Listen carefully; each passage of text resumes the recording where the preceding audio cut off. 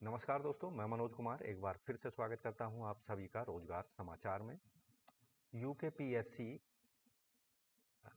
अपर subordinate service exam 2025 recruitment notification इसके लिए जारी कर दिया गया है। अभी नोटिफिकेशन ये 2 मिनट पहले ही जारी किया गया है यूकेपीएससी उत्तराखंड लोक सेवा आयोग के द्वारा। इसके अंतर्गत deputy collector, state tax officer, superintendent of police, finance officer, assistant commissioner, deputy registrar के अतिरिक्त अन्य कई सारे पदों पर आप आवेदन कर सकेंगे। तो पदों से संबंधित संपूर्ण जानकारी इस वीडियो में आपको उपलब्ध होगी, इसलिए वीडियो को बिना स्किप किए हुए शुरू से अंत तक जरूर देखें। साथ ही वीडियो को एक लाइक कर दें, अपने दोस्तों में शेयर कर दें। चैनल पर पहली बार आए हैं तो चैनल को सब्सक्राइब जरूर करें और बेल आइकन को जरूर दबाएं, जिससे लेटेस्ट रोजगार समाचार आपको रोजाना मिलते रहेंगे। अब शुरुआत करें नए कल की। तो दोस्तों यहाँ हम उत्तराखंड लोक सेवा आयोग की वेबसाइट पर आ चुके हैं। एडवर्टाइजमेंट रिक्रूटमेंट वाला पेज आपकी स्क्रीन पर आ चुका है। यहाँ आप देखेंगे उत्तराखंड सबऑर्डिनेट स्टेट सिविल अपर सबऑर्डिनेट सर्विसेज एग्जाम 2025 का एडवर्टाइजमेंट ये जारी किया गया है। इस एडवर्टाइजमेंट को अभी ठीक 2 मिनट पहले ही जारी किया गया है आयोग के द्वारा। तो यहाँ लिंक दिया गया है एडवर्टाइजमेंट का, जिसे हमने यहाँ डाउनलोड कर लिया है। उत्तराखंड लोक सेवा आयोग विज्ञापन संख्या है A1E1 PCS 2025 ऑब्लिक 2025-26।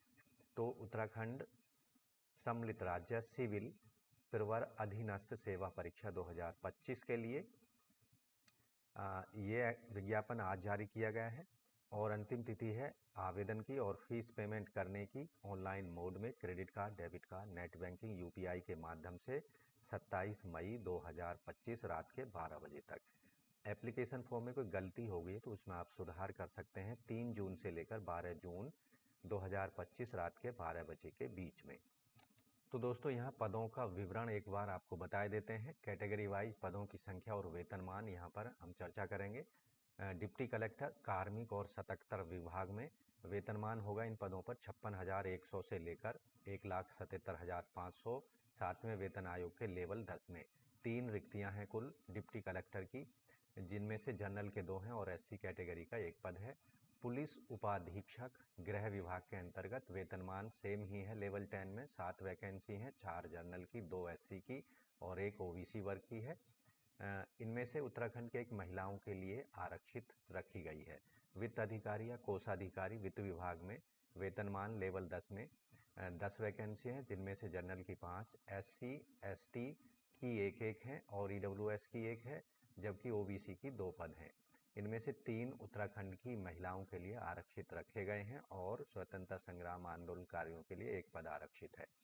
सहायक निदेशक लेखा परीक्षा अधिकारी वित्त विभाग में वेतनमान सेम ही है और 6 पद हैं। इनमें से 2 जनरल के, 1 एससी और 2 हैं ओबीसी के और 1 पद है ईडब्ल्यूएस का। इनमें से 1 पद महिला के लिए आरक्षित है। उप निबंधक श्रेणी 2 वित्त विभाग में वेतनमान लेवल 7 में 44,900 से 1,42,400 रुपये। 12 पद हैं कुल, जिनमें से जनरल के हैं 9 और एसटी,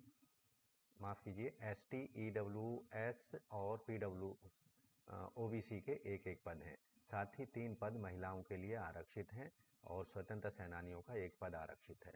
सहायक आयुक्त राज्य कर वित्त विभाग में वेतनमान लेवल 10 में 56,100 से 1,77,500। 13 पद हैं, जिनमें से जनरल के 2 हैं, एससी के 2 हैं और यहाँ ओबीसी का 2 पद हैं और ईडब्ल्यूएस का 1 पद है। उत्तराखंड की महिलाओं के लिए 3 पद आरक्षित रखे गए हैं, जिनमें से 2 अनारक्षित और 1 एससी कैटेगरी के लिए। आंदोलनकारियों के लिए 1 पद यहाँ अनारक्षित कैटेगरी का है। राज्य कर अधिकारी वित्त विभाग में लेवल 7 में वेतनमान है और 17 पद हैं, जिनमें से 16 जनरल के हैं और 1 है ईडब्ल्यूएस कैटेगरी का। उत्तराखंड के महिलाओं के लिए 5 पद हैं और स्वतंत्र सेनानियों के लिए 1 पद है। सहायक नगर आयुक्त और अधिशासी अधिकारी श्रेणी 1 शहरी विकास विभाग के अंतर्गत वेतनमान लेवल 10 में 7 पद हैं, जिनमें से जनरल का 5, एससी का 1 है और ईडब्ल्यूएस का 1 पद है। उत्तराखंड की महिलाओं के लिए 2 पद आरक्षित हैं। कार्य अधिकारी जिला पंचायत पंचायती राज विभाग में वेतनमान लेवल 10 में होगा। 2 पद हैं, इनमें से 1 पद ओबीसी और ईडब्ल्यूएस कैटेगरी का है। उप शिक्षा अधिकारी या स्टाफ अधिकारी विधि अधिकारी वेतनमान लेवल 10 में इनके 15 पद हैं, जिनमें से 6 पद जनरल के हैं, 4 एससी के, 1 एसटी, 3 ओबीसी और 1 ईडब्ल्यूएस वर्ग में है। महिलाओं के लिए 4 पद आरक्षित रखे गए हैं, जिनमें से एससी का 1, अनारक्षित के 2 और अन्य पिछड़े वर्ग के 1 पद हैं। जिला समाज कल्याण अधिकारी समाज कल्याण विभाग में वेतनमान लेवल 10 में 2 पद हैं, दोनों जनरल कैंडिडेट्स के लिए हैं।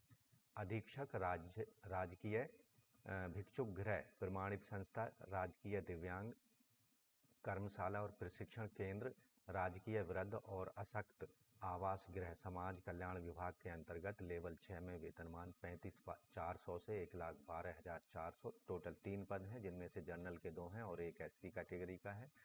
सहायक निदेशक संस्कृत शिक्षा विभाग वेतनमान लेवल 10 में 4 पद हैं टोटल, 2 पद एससी और 2 जनरल के हैं। सहायक गन्ना आयुक्त गन्ना विकास और चीनी उद्योग विभाग में लेवल 10 में वेतनमान होगा, 1 पद है केवल जनरल कैंडिडेट्स का।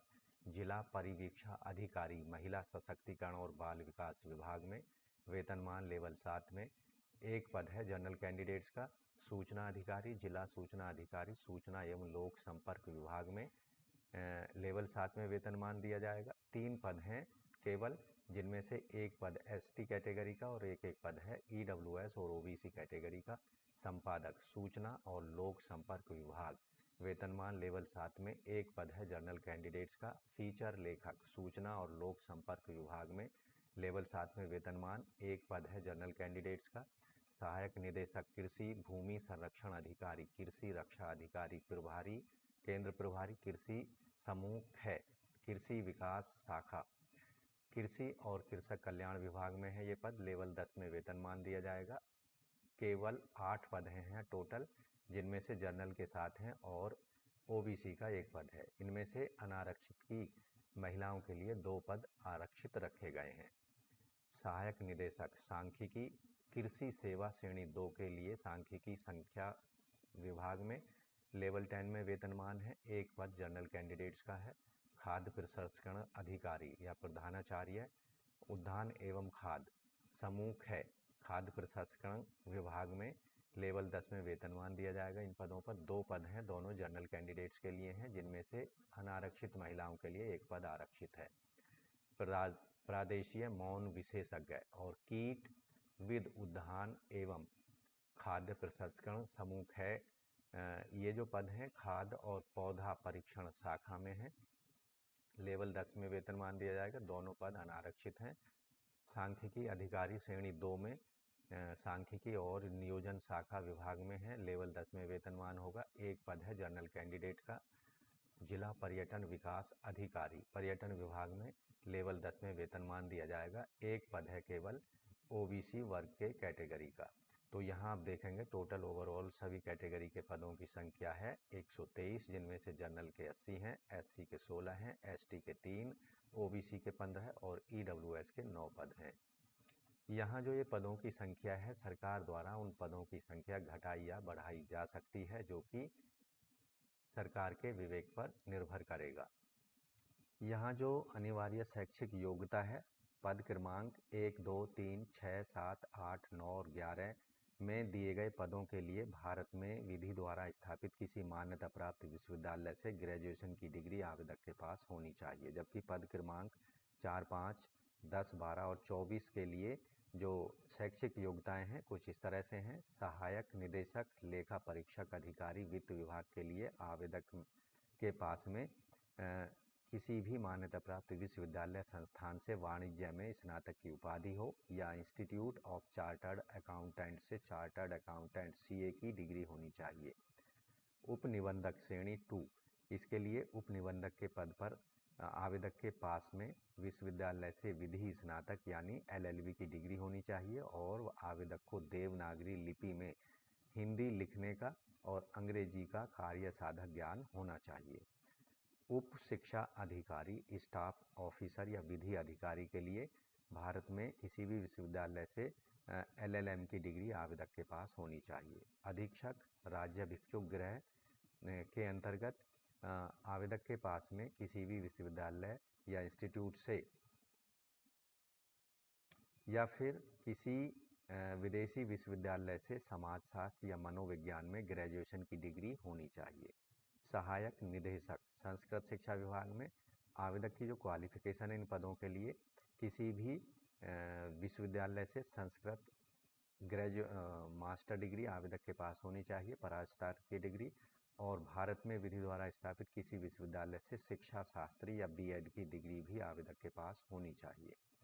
गन्ना सहायक आयुक्त के पदों के लिए किसी मान्यता प्राप्त विश्वविद्यालय से कृषि में आवेदक ग्रेजुएट होना चाहिए। जिला परिवीक्षा अधिकारी के लिए भारत में स्थापित किसी भी विश्वविद्यालय से आवेदक के पास में समाजशास्त्र या सामाजिक कार्य में स्नातकोत्तर की डिग्री होनी चाहिए। सूचना अधिकारी जिला सूचना अधिकारी के पदों पर आवेदक के पास में स्नातक की डिग्री हो किसी भी विषय में या उसके समकक्ष कोई अन्य उपाधि आवेदक के पास होनी चाहिए। इसके साथ ही भारत द्वारा विधि स्थापित विश्वविद्यालय से या सरकार या उसके समकक्ष किसी मान्यता प्राप्त विश्वविद्यालय से इंस्टीट्यूट से पत्रकारिता में 1 वर्ष का डिप्लोमा होना चाहिए या फिर पत्रकारिता में आवेदक ग्रेजुएट होना चाहिए। संपादक के पदों के लिए आवेदक के पास में कम से कम हिंदी या संस्कृत साहित्य के साथ स्नातक की उपाधि हो या उसके समकक्ष कोई योग्यता आवेदक के पास हो। दूसरी कंडीशन है किसी प्रमुख दैनिक या मासिक समाचार पत्र या सरकार के किसी विभाग में पत्रकारिता या संपादकीय कार्य का 5 साल का अनुभव आवेदक के पास होना चाहिए। फीचर लेखक के पदों पर आवेदक के पास में हिंदी के साथ स्नातक की उपाधि होनी चाहिए या उसके समकक्ष कोई डिग्री। साथ ही दूसरी कंडीशन है आवेदक के पास में किसी भी विश्वविद्यालय से आवेदक के पास पत्रकारिता में 1 साल का डिप्लोमा या स्नातक की डिग्री होनी चाहिए। सहायक निदेशक कृषि एवं भूमि संरक्षण अधिकारी, कृषि रक्षा अधिकारी या केंद्र प्रभारी के पदों पर आवेदक के पास कृषि अभियंत्रण या कृषि इंजीनियरिंग में ग्रेजुएशन की डिग्री या उसके समकक्ष कोई योग्यता होनी चाहिए। सहायक निदेशक सांख्यिकी के पदों पर आवेदक के लिए किसी विश्वविद्यालय से गणित या गणित सांख्यिकी या कृषि सांख्यिकी में पोस्ट ग्रेजुएशन की डिग्री आवेदक के पास होनी चाहिए या उसके समकक्ष कोई योग्यता होनी चाहिए। खाद्य प्रसंस्करण अधिकारी, प्रधानाचार्य, उद्यान एवं खाद्य प्रसंस्करण समूह 6 के पदों के लिए इसके लिए आवेदक विज्ञान स्नातक बीएससी की डिग्री हो या फिर विज्ञान स्नातक कृषि बीएससी कृषि की डिग्री आवेदक के पास होनी चाहिए।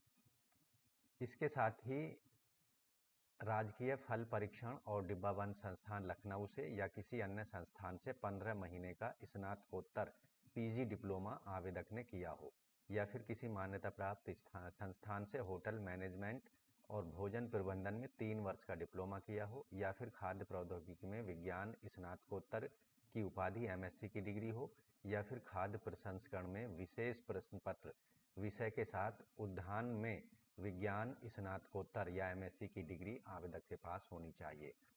प्रादेशीय मौन विशेषज्ञ कीटविद उद्यान और खाद्य प्रसंस्करण समूह 6 के पदों के लिए आवेदक के जो शैक्षिक योग्यता है किसी विश्वविद्यालय से विज्ञान में स्नातकोत्तर कृषि विषय के साथ या एमएससी कृषि या विज्ञान स्नातकोत्तर एमएससी की डिग्री आवेदक के पास होनी चाहिए।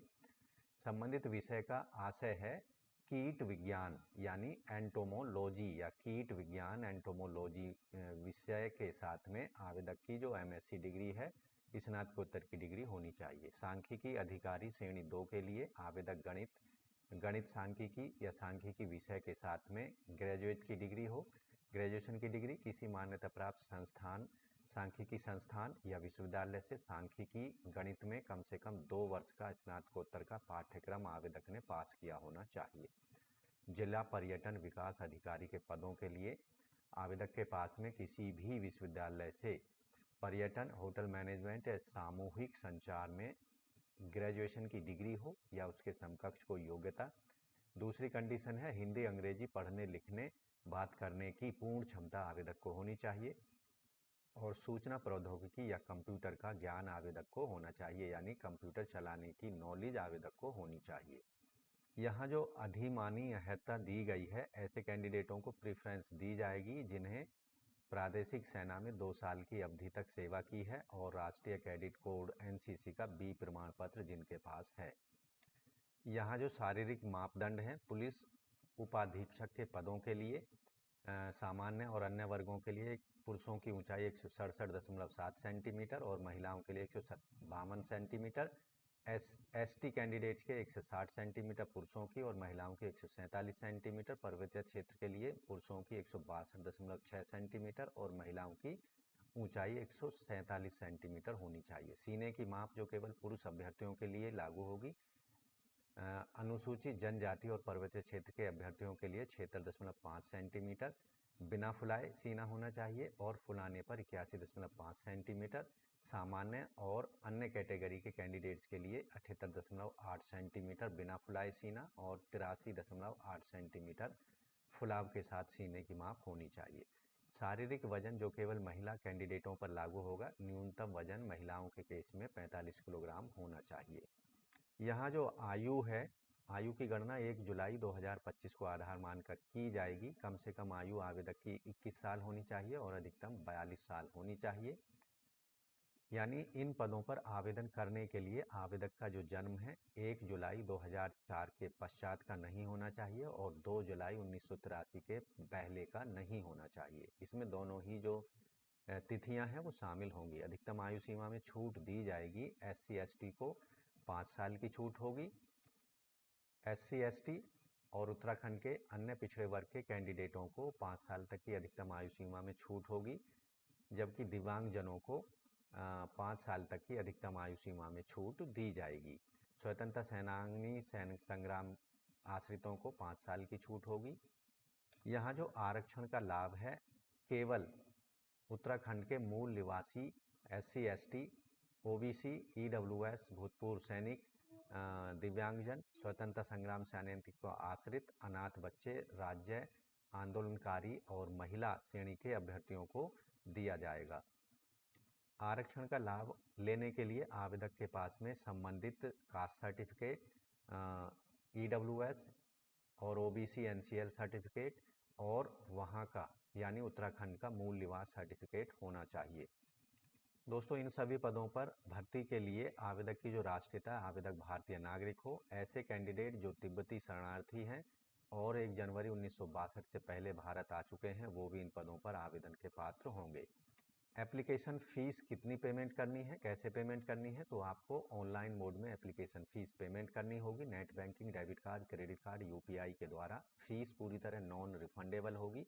यहाँ जो फ़ीस पेमेंट करनी है अनारक्षित कैंडिडेट्स को और अन्य पिछड़े वर्ग के कैंडिडेट्स को, इसके साथ ही उत्तराखंड के EWS कैंडिडेट्स को 166 रुपये 36 पैसे फ़ीस पेमेंट करनी है, जबकि उत्तराखंड के SC ST और दिव्यांगजनों को केवल 76 रुपये 36 पैसे फ़ीस पेमेंट करनी होगी। इसके साथ ही ऐसे कैंडिडेट, साथ ही दिव्यांगजनों को यहाँ जो फ़ीस पेमेंट करनी है, एप्लीकेशन फ़ीस नहीं पेमेंट करनी है, उन्हें केवल प्रोसेसिंग चार्ज 16 रुपये 36 पैसे ही पेमेंट करनी होगी। जबकि उत्तराखंड के अनाथ बच्चों को किसी भी प्रकार का कोई शुल्क पेमेंट नहीं करनी है, उन्हें शुल्क पेमेंट में पूरी तरह से छूट दी गई है। हाउ टू अप्लाई, अप्लाई कैसे करना है इन पदों पर? तो सबसे पहले आपको pscuk.net.in पर जाना होगा। तो दोस्तों, इन पदों पर आवेदन करने के लिए आपको उत्तराखंड लोक सेवा आयोग की वेबसाइट पर जाना होगा। एडवर्टाइजमेंट वाले पेज पर जाना होगा, रिक्रूटमेंट वाले पेज पर। यहाँ आप देखेंगे जो उत्तराखंड कंबाइंड स्टेट सिविल अपर सबऑर्डिनेट सर्विसेज एग्जामिनेशन का एडवर्टाइजमेंट लिंक है, उसके ठीक सामने लाल कलर में क्लिक हेयर पर क्लिक करना है, जिससे आपके सामने कुछ इस तरह का पेज ओपन होगा। एडवर्टाइजमेंट 123 पद हैं टोटल और आज 1 घंटे पहले ही इन पदों पर ऑनलाइन आवेदन से संबंधित लिंक एक्टिवेट किया गया है और 27 मई 2025 रात के 12 बजे तक इन पर आप आवेदन कर सकते हैं। अप्लाई के बटन पर क्लिक करना है। यहाँ आपके सामने कुछ इस तरह का पेज ओपन होगा।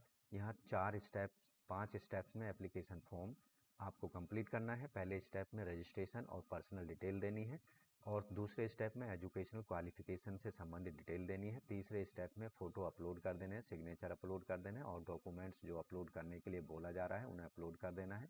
फोर्थ स्टेप में आपको फ़ीस पेमेंट कर देनी है और 5वें स्टेप में एप्लीकेशन फ़ीस सबमिट करने के बाद एप्लीकेशन फॉर्म को सबमिट कर देना है, उसका प्रिंट आउट लेकर रख लेना है, जिससे फ्यूचर में आयोग द्वारा उसे मांगे जाने पर आप उनको प्रोवाइड करा सकते हैं। अब नीचे जो दिशा निर्देश दिए गए इनको पढ़ लेना है और अप्लाई नाउ पर क्लिक करना है। यहाँ जो रजिस्ट्रेशन फॉर्म है वो आ चुका है। कैंडिडेट्स का नाम दे देना है, father's name, mother's name, date of birth candidate की दे देनी है। इसके साथ ही आपकी जो एज है 1 जुलाई 2025 के आधार पर वो यहाँ कैलकुलेट होकर ऑटोमेटिकली आ जाएगी। जेंडर यहाँ मेल फीमेल जो भी है सेलेक्ट कर लेना है। मैरिटल स्टेटस जो भी है, मैरिड अनमैरिड जो भी है वो सेलेक्ट कर लेना है। कैंडिडेट की राष्ट्रीयता यहाँ सेलेक्ट कर लेनी है। उत्तराखंड के मूल निवासी हैं तो यस पर क्लिक कर देना है। और यहाँ जो कैटेगरी है उससे रिलेटेड आपको जानकारी EWS अनरिजर्व्ड जो भी है उससे रिलेटेड जानकारी दे देनी है।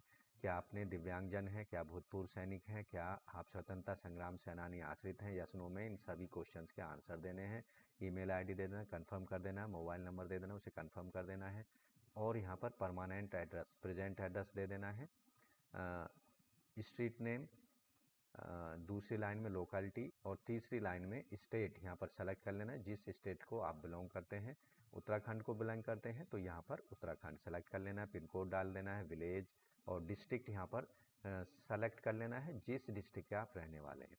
इसी तरह परमानेंट एड्रेस अगर प्रेजेंट एड्रेस के समान है तो चेक बॉक्स पर क्लिक कर देना है। और यहाँ प्लेस ऑफ फिलिंग, किस जगह से आप फॉर्म भर रहे हैं उस जगह का नाम डाल देना है। पासवर्ड यहाँ बना लेना है, कम से कम 8 से 20 कैरेक्टर के बीच का पासवर्ड आपको बना लेना है, जिसमें अपर केस हो, लोअर केस हो, नंबर हो और स्पेशल कैरेक्टर हो। उसे कंफर्म कर देना, पासवर्ड को, दिए गए कोड को यहाँ डाल देना, सबमिट कर देना है। तो इस तरह से दोस्तों उत्तराखंड लोक सेवा आयोग UKPSC रिक्रूटमेंट 2025 के लिए आप केवल ऑनलाइन मोड में 27 मई 2025 तक अपने एप्लीकेशन फॉर्म को सबमिट करा सकते हैं। तो दोस्तों वीडियो का जो अगला भाग है उसमें हम चर्चा करेंगे कि एग्ज़ाम या सिलेक्शन प्रक्रिया क्या होगी और एग्ज़ाम की स्कीम क्या होगी, सिलेबस क्या होगा। चलिए चलते हैं। तो दोस्तों एक बार फिर से हम एडवर्टाइजमेंट पर पहुंच चुके हैं। तो यहाँ जो सिलेक्शन प्रक्रिया होगी, सिलेक्शन प्रोसेस जो होगा उसमें 2 तरह के एग्ज़ाम होंगे। पहला जो प्रारंभिक परीक्षा होगी इसको स्क्रीनिंग एग्जामिनेशन भी कह सकते हैं, प्रिलिमिनरी एग्जामिनेशन, जिसके आधार पर कैंडिडेट्स की छँटनी की जाएगी और मुख्य परीक्षा और साक्षात्कार के लिए ऐसे कैंडिडेटों को सफल माना जाएगा। प्रारंभिक परीक्षा वस्तुनिष्ठ प्रकार की होगी, इसमें 2 क्वेश्चन पेपर होंगे और इसमें नेगेटिव मार्किंग भी होगी। प्रारंभिक परीक्षा का जो दूसरा प्रश्न पत्र होगा इसमें सामान्य बुद्धिमत्ता परीक्षण पर आधारित बहुविकल्पीय प्रश्न पूछे जाएंगे और कम से कम 33% मार्क्स उसमें लाना अनिवार्य होगा। पहला जो प्रश्न पत्र होगा सामान्य अध्ययन पर आधारित होगा, इसमें सभी प्रश्न MCQ टाइप के बहुविकल्पीय प्रकार के होंगे। मुख्य परीक्षा और प्रारंभिक परीक्षा दोनों में ही कैलकुलेटर का प्रयोग वर्जित होगा। प्रारंभिक परीक्षा में ऋणात्मक या नेगेटिव मार्किंग होगी। हर गलत उत्तर देने पर यहाँ 1/4 मार्क्स आपके नेगेटिव मार्किंग के रूप में डिडक्ट कर लिए जाएंगे, माइनस कर दिए जाएंगे। ऐसे सभी कैंडिडेट जो प्रारंभिक परीक्षा को क्वालिफाई कर लेंगे उनको अलग से मुख्य परीक्षा के लिए अप्लाई करना होगा। उसके लिए परीक्षा शुल्क 250 रुपये पेमेंट करना होगा। अन्य पिछड़े वर्ग उत्तराखंड के EWS वर्ग के लिए और जनरल कैंडिडेट्स के लिए, जनरल कैंडिडेट्स के लिए 250 रुपये होंगे, जबकि OBC और EWS वर्ग के लिए 150 रुपये और SC ST वर्ग के लिए 100 रुपये फीस पेमेंट करनी होगी। जबकि उत्तराखंड के दिव्यांगजन और अनाथ बच्चों के लिए मुख्य परीक्षा के लिए कोई शुल्क पेमेंट नहीं करनी होगी। मुख्य परीक्षा का जो परीक्षा केंद्र बनाए जाएंगे हल्द्वानी और हरिद्वार के विभिन्न परीक्षा केंद्रों में आयोजन किया जाएगा। मुख्य परीक्षा का मुख्य परीक्षा जो होगी वो लिखित रूप में होगी। पेंसिल से अपने जवाब लिखने पर, उत्तर लिखने पर उनको नहीं जांचा जाएगा। मिश्रित भाषा का प्रयोग यानी हिंदी अंग्रेजी भाषा में अगर अपने उत्तर देते हैं तो 5% अंक काट लिए जाएंगे। इसलिए या तो आप अपने उत्तर हिंदी में दें या फिर अंग्रेजी में ही देने की कोशिश करें। किसी एक लैंग्वेज में अपने क्वेश्चंस को आंसर्स करना है। तीसरा जो स्टेज होगा सिलेक्शन प्रोसेस का, वो साक्षात्कार या इंटरव्यू होगा। ऐसे सभी कैंडिडेट जो मुख्य परीक्षा को क्वालिफाई कर लेंगे उनको साक्षात्कार के लिए एडमिट कार्ड जारी किए जाएंगे। जो कैंडिडेट साक्षात्कार को क्वालिफाई कर लेंगे उन्हें मूल प्रमाण पत्रों के सत्यापन के लिए बुलाया जाएगा। स्वप्रमाणित पासपोर्ट आकार के 2 फोटोग्राफ भी साथ में लाने होंगे। तो यहाँ आप देखेंगे उत्तराखंड सम्मिलित राज्य सिविल प्रवर अधीनस्थ सेवा प्रारंभिक परीक्षा के लिए जो वस्तुनिष्ठ इस प्रकार की होगी। परीक्षा केंद्र जो हैं और परीक्षा केंद्र के या नगर कोड जो हैं यहाँ दिए गए हैं। आप अपनी पसंद के परीक्षा केंद्रों का सिलेक्शन आवेदन करते समय प्रारंभिक परीक्षा के लिए ऑप्शन दे सकते हैं। बाद में उसमें कोई भी चेंजिंग संभव नहीं होगी। अब बात करेंगे जो ये उत्तराखंड सम्मिलित राज्य प्रवर अधीनस्थ सेवा परीक्षा है 2025 से रिलेटेड। इसमें प्रारंभिक परीक्षा जो होगी, पहला जो प्रश्न पत्र होगा सामान्य अध्ययन का 150 प्रश्न पूछे जाएंगे। हर सही उत्तर के लिए 1 अंक दिया जाएगा और हर गलत उत्तर के लिए 1/4 मार्क्स यहाँ पर काट लिए जाएंगे नेगेटिव मार्किंग के रूप में। तो यहाँ 2 घंटा समय इसके लिए दिया जाएगा। दूसरा प्रश्न पत्र सामान्य बुद्धिमत्ता परीक्षण पर आधारित होगा। 100 प्रश्न पूछे जाएंगे। हर प्रश्न का 1.5 मार्क्स यहाँ पर दिए जाएंगे सही होने पर और 2 घंटे का समय यहाँ पर दिया जाएगा। इसमें भी अगर किसी प्रश्न का आप गलत उत्तर दे देते हैं तो 1/4 यानी 1/4 मार्क्स यहाँ पर आपके डिडक्ट कर लिए जाएंगे। यहाँ जो प्रश्न पत्र 2 होगा सामान्य बुद्धिमत्ता से रिलेटेड वो क्वालिफाइंग नेचर का होगा, जबकि पहला जो प्रश्न पत्र होगा सामान्य अध्ययन का उसके आधार पर मेरिट लिस्ट कैटेगरी वाइज जारी की जाएगी मुख्य परीक्षा के लिए। मुख्य परीक्षा जो होगी इसमें 8 पेपर होंगे। मुख्य परीक्षा में 8 प्रश्न पत्र होंगे। सामान्य हिंदी 3 घंटे का 150 अंकों का, सामान्य निबंध 3 घंटे का होगा 150 अंकों का, सामान्य अध्ययन क्वेश्चन पेपर 1 के अंतर्गत भारतीय विरासत संस्कृति विश्व का इतिहास भूगोल समाज पर आधारित 3 घंटे का क्वेश्चन पेपर होगा 200 अंकों का। जबकि सामान्य अध्ययन दूसरा जो क्वेश्चन पेपर होगा शासन व्यवस्था संविधान शासन प्रणाली सामाजिक न्याय अंतर्राष्ट्रीय संबंध पर 3 घंटे का 200 अंकों का प्रश्न पत्र होगा। सामान्य अध्ययन 3 जो होगा इसमें प्रौद्योगिकी विकास जैव विविधता पर्यावरण सुरक्षा आपदा प्रबंधन पर 3 घंटे का 200 अंकों का क्वेश्चन पेपर होगा।